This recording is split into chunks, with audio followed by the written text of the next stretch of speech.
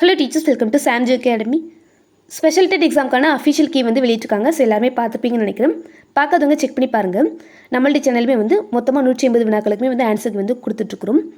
And இந்த வீடியோவில் நம்ம என்ன பார்க்க போகிறோம் அப்படின்னா, டெட் பேப்பர் 1லேருந்து மொத்தமாக எத்தனை கேள்விகளுக்கு ஸ்டார் கொஸ்டின் வந்து இருக்குன்னு சொல்லிட்டு பார்க்க போகிறோம். அண்ட் இந்த 10 டே கீழே வந்து மென்ஷன் பண்ணியிருக்காங்க. மொத்தமாக 150 வினாக்களில் 4 கேள்விகளுக்கு வந்து ஸ்டார் கொடுத்துருக்குறாங்க. ஸோ ஸ்டார் அப்படின்னா என்ன அப்படின்னா, அந்த கேள்விகளுக்கு எல்லாருக்குமே வந்து மார்க் உண்டு அப்படிங்கிறது தான் அர்த்தம். ஸோ மொத்தமாக 150 வினாக்களில் 4 கேள்விகளுக்கு வந்து ஸ்டார் இருக்குது. இங்கிலீஷில் 2 கொஸ்டின், மேக்ஸில் 2 கொஸ்டின். ஓகேவா? ஸோ அது என்னன்னு சொல்லிட்டு பார்க்க போகிறோம்.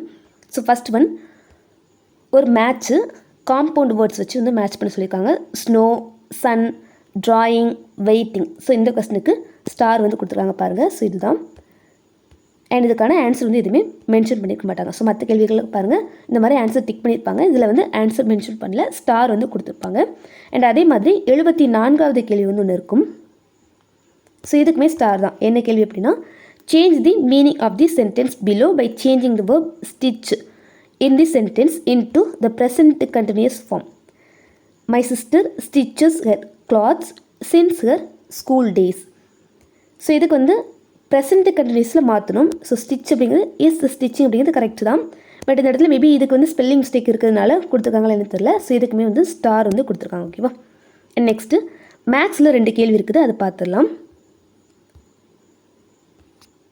ஸோ அது வந்து இந்த கேள்விகள் தான். ஸோ ரெண்டுமே வந்து இந்த லாஜிக்கல் கொஸ்டின் தான்.